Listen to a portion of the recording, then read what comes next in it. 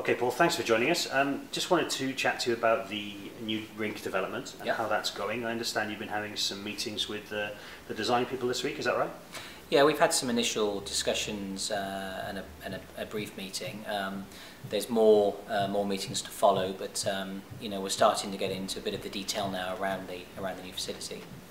So when you say detail, is that in terms of ice pad size or hospitality facilities or everything?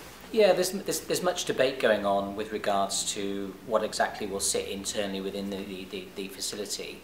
I mean, a good example would be the issue regarding the boxes. Do we have corporate boxes, or do we go with a Cardiff City style Premier Lounge type?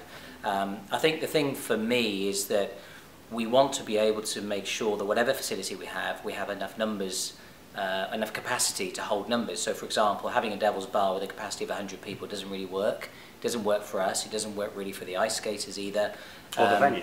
Or the venue. So we want something that is going to be big enough that we can embrace and use and be a part of, and you know, bringing team up from an ice hockey perspective, bringing the team up after every game, you know, getting that real sort of family buzz and togetherness, I guess, within the facility. So it is important that you know, we get it right.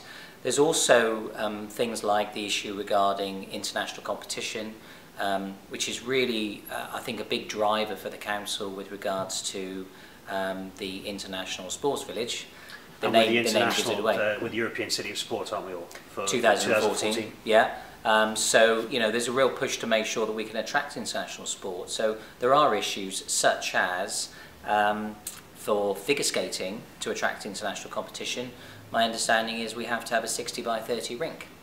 Now we wouldn't mind that actually, because from an ice hockey perspective, that gives us the ability to train on that rink when we're playing against arena teams, but likewise we could jump over to the secondary pad, which would be smaller, to get our training very much fixated on playing a smaller rink that week. Still keep the style of play that people like, the physical style, Definitely. But then give us a bit of an option for, as you say, for the Nottinghams of Belfast. Yeah, we want a bar that's big enough to hold all our own events. We want a bar that we don't want to go to the rink, skate and go. We want to go to the rink and use it. And I think for all sports, you know, it's quite important that we offer that facility within the new arena. It is quite important, and I think it builds for the whole ambience. You know, we're looking to drive revenue streams. We're not going to do that if people come and go. We want people to come and stay and enjoy the experience of being there, just like they do when they go swimming or when they go to Cardiff City or they go to Glamorgan Cricket. They've got nice facilities that they can enjoy, and we need to do the same thing. And of course also entice away support. Now in terms of the match night itself, as a result of a negative of the Big Blue Tent, i.e. sidelines, we ended up with the Devil's TV screens, which we've been able to turn into something that is more involved in a game night with video and interviews, etc.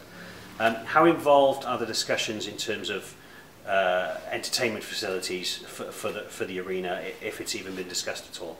Yeah, we have. I think the issue with that is flexibility. It's important that we have the capability of bringing in TV cameras, putting on a big show, and also don't forget we are going to have double the ice time as well. So events we want to attract, but obviously they'll be primarily international sporting events, primarily focusing around ice. So not just ice hockey, but obviously ice skating as well. So we have an input. It's detail. The further we go down the line, the more detail we get into. At the moment, we're into detail, which is very much sketch of ice pad size, how many seats, how many changing rooms. You know, whether we have a cafeteria downstairs or whether we just have a much larger Devil's Bar upstairs. Do we have boxes? Don't we have boxes? Do we have a small warm-up area? Do we have standing for the secondary pad? If we do, how many people do we need? You know, these are all the questions that are being fulfilled at the moment. And first aid, access, shop, concession selling, it just goes on and on and on. So you get into the detail once you've agreed the sizes that you've got, and then we can start to break down. I'm not so sure that we would get away with a central scoreboard system. Like a Tron. A Tron, yeah. I'm not so sure we would get away with that. I think we're more likely to end up with one end having a very large video screen. I think it will become potentially cost prohibitive to actually have a a central scoreboard and a Tron hanging. Particularly also if we are looking to bring international events, what if we brought an international tennis event, for example? Could we lift it high enough to actually get it out of the way for, you know, somebody playing tennis? So we have to think about that there will be an international sporting mandate, if you like, attached to this facility, we think. What we've got to make sure happens that it's not to the detriment of ice sports and our juniors across all ice sports, you know, progressing. So I understand also you're interested in hearing maybe thoughts or some of the wish lists of the Devils fans out there to see if there's any hidden gems of ideas out there. I think so, yes. I mean, well, I don't think so, I know so. I mean, we're very keen to get as much feedback as we can. I've only been in this in, a couple of years now, but much of the criticism that was faced or I've heard with regards to the temporary facility is that people weren't consulted.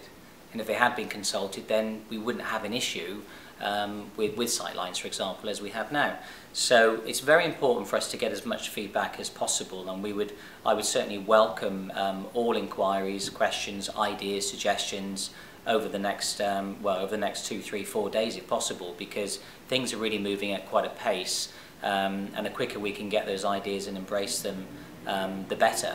And you know, ultimately, you know, we're working very, very hard to have a real community focus on this operation. You know, we don't want it to become just another massive commercial venture for somebody, and it would be great if we had the opportunity to run it ourselves, because we could protect ice sports going forward and make sure we do it for the community, which, to be honest, was why one of the reasons I got involved at the outset was to give something back. So if we could protect that and build our academies across all ice sports, then it would be ideal. But my biggest concern of all, outside of the design and getting that right, is that we end up with a facility that becomes a commercial venture. And from having limited experience working within a commercial arena, quite frankly, you know, we would often be just tossed to one side for an event that generated far more revenue than the ice skater could generate over a period of time. And we've got to protect against that, because, you know, this is our facility, and one that you know is our only opportunity of becoming a real hotbed for ice sport development. I think what is very important is that it doesn't cross over with other facilities in Cardiff. So we're not looking to do gigs, we're not looking to bring bands there. What we're looking to do is international sport. So to have, where else have we got a brand new 3,000 seater arena that we can bring things like football, squash, boxing, tennis, gymnastics, I could go on, but not to the detriment of ice sports. And that's why the twin pad is so vital, because we have the ability to potentially hold events but still have the ice availability as well. And just enabling our juniors, which is growing across all ice sports, the ability to actually come and train at more sociable hours.